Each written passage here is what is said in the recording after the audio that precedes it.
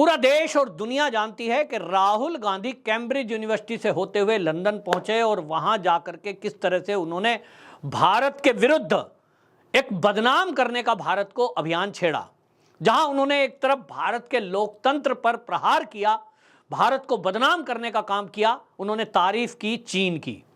अब चीन की तारीफ क्यों कर रहे हैं ये किसी से बताने की जरूरत नहीं है, क्योंकि भारत के अंदर ऐसे कई राजनीतिक दल के लोग हैं जो हमेशा चीन की बड़ाई करेंगे, चीन की नीतियों की बड़ाई करेंगे। इसमें केरल के सीएम भी शामिल हुए हैं। उन्होंने भी एक चुनावी सभा को घोषित करते हुए, संबोधित करते हुए चीन की तारीफ कर दी। अब सवाल यह है कि जो चीन भारत में हमेशा घुसपैठ की कोशिश करता है, जो चीन विस्तारवादी नीति के लिए पूरी दुनिया में बदनाम है कि दुनिया के कई देशों में उसने कब्जा कर रखा है, उस चीन की बड़ाई करने वाले ये जो नेता हैं भारत में रहने वाले, जो भारत का खा रहे हैं, ये आखिरकार चीन की बड़ाई क्यों कर रहे हैं?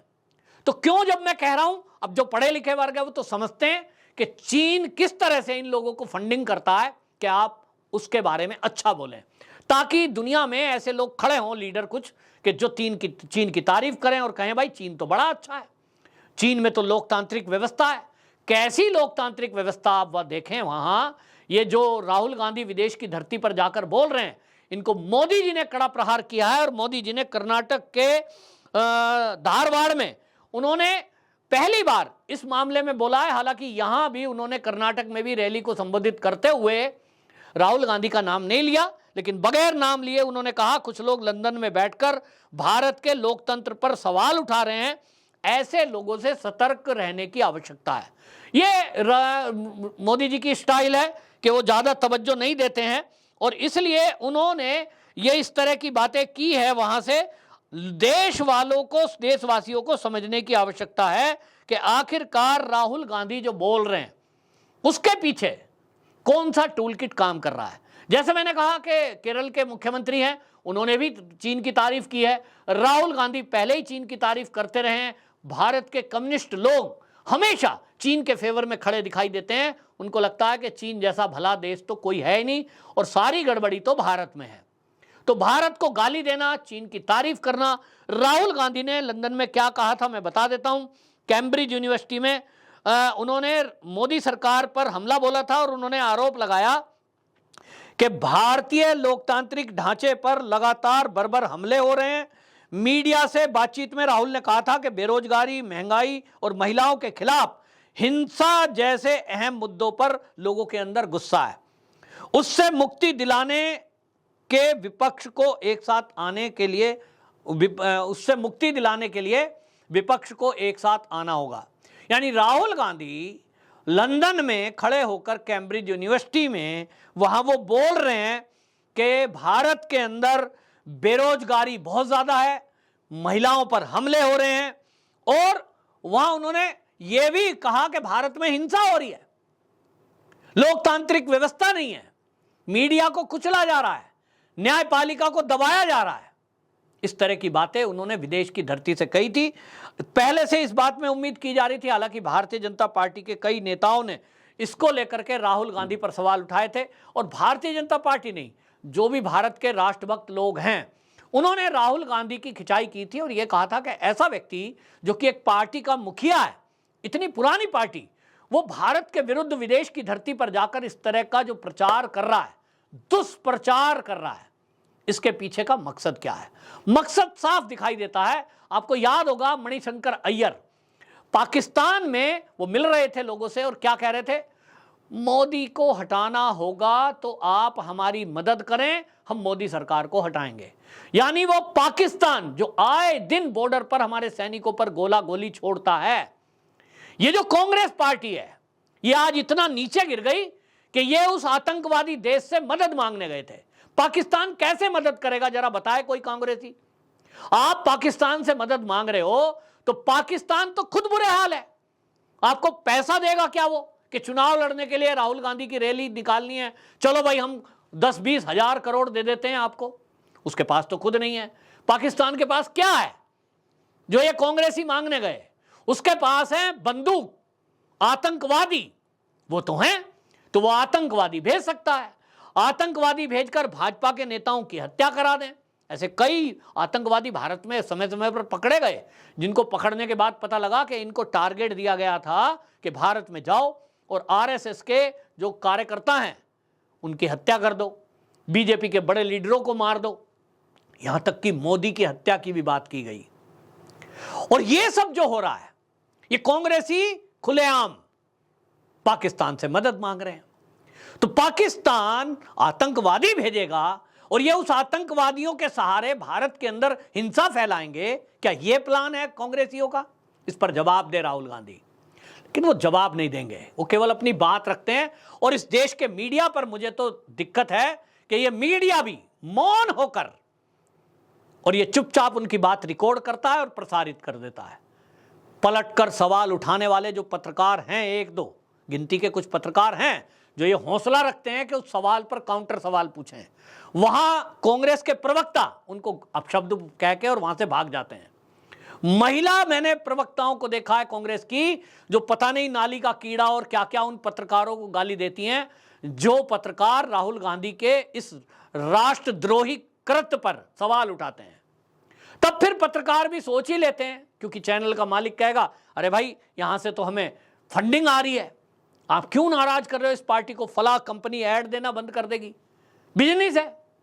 लेकिन जो सच में पत्रकारिता करते हैं, ऐसे पत्रकार तो जरूर सवाल पूछेंगे, पूछना चाहिए भी। तो अब राहुल गांधी विदेश की धरती पर, जहां एक तरफ चीन की तारीफ कर रहे हैं और भारत की बुराई कर रहे हैं, लोग कह रहे हैं ये क्यों कर रहा है। कुछ लोगों को मैं सुनता हूं जो इंटेलेक्चुअल लोग हैं भारत में, पत्रकार हैं, साहित्यकार हैं, विद्वान लोग हैं, और ट्विटर स्पेस पर बैठते हैं और वो क्या कहते हैं, राहुल गांधी जो ये दुष्प्रचार कर रहा है, इससे कोई चुनाव में तो फर्क पड़ने का नहीं है। ये राहुल गांधी भी जानता है और कांग्रेसी भी जानते हैं कि राहुल गांधी जो कैम्ब्रिज में बोल रहा है, लंदन में जाकर जो बोल रहा है, उसका असर यहां भारत में कुछ होना नहीं है, चुनाव में कभी भी फर्क नहीं पड़ा। तब फिर सवाल यह उठता है कि राहुल गांधी फिर विदेश में जाकर ये देश विरोधी हरकतें करता क्यों है। जो एक सवाल है ना भाई, चुनाव के लिए राजनीतिक पार्टियां अपना एजेंडा चलाती हैं, राहुल गांधी की किसी भी विदेश की धरती पर कही हुई बात का कुछ असर होता नहीं है। विदेश छोड़ दीजिए, भारत में कही हुई बात का कोई असर नहीं होता। तब फिर राहुल गांधी देश विरोधी बात करता क्यों है, सवाल आया ना। तो सीधी बात यह है कि राहुल गांधी अच्छी तरह जानता है कि 2024 में भी उनका कोई चांस नहीं है। अब की बार तो वायनाड से भी वो सांसद बनेंगे नहीं, ये दिखाई दे रहा है। तब राहुल गांधी फिर क्यों बोल रहा है, इसके बारे में जो कुछ जियोपॉलिटिक्स के लोग हैं वो ये कहते हैं राहुल गांधी को असल में असली बात पता है कि सत्ता में तो वो नहीं आएंगे, तब फिर अपना रोजगार कैसे चलाएं, उन जो प्रॉपर्टी है जेल में जाने से बचने के लिए क्या करें। तो कुछ एजेंसियों की मदद उनको मिल जाए, वामपंथियों की मदद मिल जाए, चीन की मदद मिल जाए, बड़े बड़े वकील उनके फेवर में खड़े हो जाएं, ताकि जो उनके ऊपर केस चल रहे हैं ईडी के, सीबीआई के, उससे वो बच सकें। तो इसलिए वो एक टूल किट पर काम करते हैं। चीन से पूछते होंगे जी आपका कोई काम है, चीन का राष्ट्रपति कहता होगा हाँ तुम्हारे लिए एक काम है, क्या करो, मोदी पर प्रहार करो, 2024 में कैसे मोदी को हटाया जाए इसकी योजना बनाओ। और तुम तो कहीं आने के हो नहीं, लेकिन ऐसे लोगों के साथ जुड़ जाओ जो विपक्षी पार्टियों के प्रमुख हैं और मिल करके मोदी पर प्रहार करो, मोदी को बदनाम करो, देश को बदनाम करो। चीन ने कहा होगा, चीन ने स्क्रिप्ट दी होगी, इन्होंने जाकर वहां पढ़ दी। ये जियोपॉलिटिक्स वाले लोग बताते हैं कि ऐसा राहुल गांधी ने स्क्रिप्ट पे काम किया है, जो लिख कर दिया गया वो उसने बोल दिया।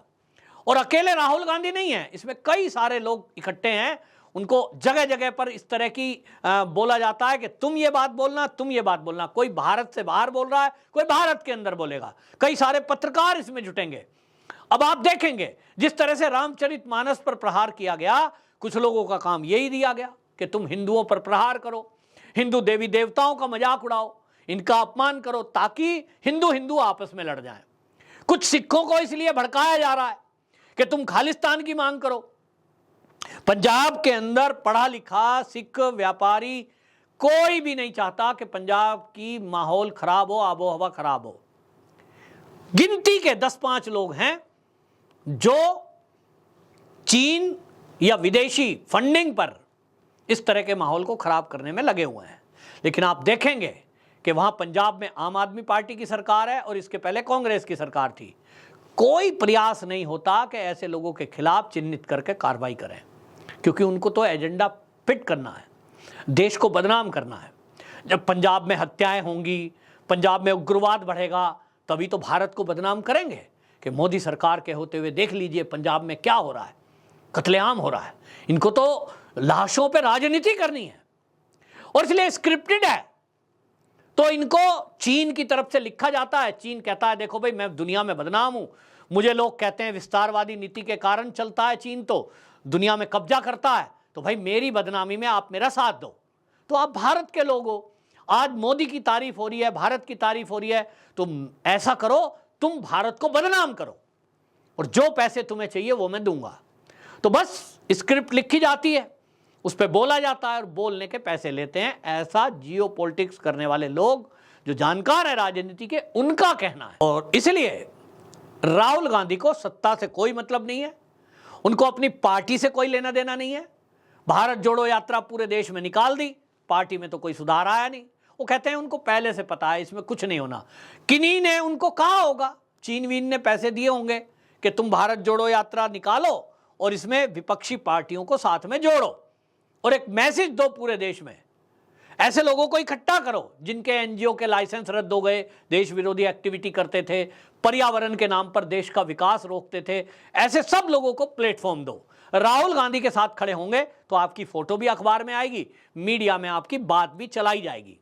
राहुल गांधी एक मीडिएटर है, मीडिया में लोगों की आवाज पहुंचाने के लिए। कौन से लोग? जो भारत विरोधी एक्टिविटी में कहीं ना कहीं शामिल हैं। तो कुल मिलाकर के ये एक एजेंडा है। मोदी जी ने इशारों में ये कह ही दिया है कि ऐसे लोगों से सावधान रहने की जरूरत है। अब ये समझना देशवासियों को है कि अब ये देखिए चुनाव चल रहा है, इस चुनाव में राहुल गांधी आएगा, भाषण देगा, इनकी माताजी, इनकी बहन जी सब जाएंगे। तो अब ये देखना होगा क्या देशवासियों को ये बात समझ में आई कि ये देश विरोधी एक्टिविटी कर रहे हैं, इनका साथ देना है कि नहीं देना है, या देश का विकास बढ़ाना है। जिनको विकास पसंद है, जिनको देश तरक्की चाहिए देश की, वो तो भारतीय जनता पार्टी के पक्ष में वोट देंगे। निश्चित जानिए जो भारत की स्थिति मोदी के नेतृत्व में हुई है वो 65 साल में नहीं हुई। तो अब देखना होगा, और ये परीक्षा है उन लोगों की जिन राज्यों में अभी आने वाले दिनों में चुनाव है। आपकी क्या राय है? कमेंट बॉक्स में जरूर बताएं।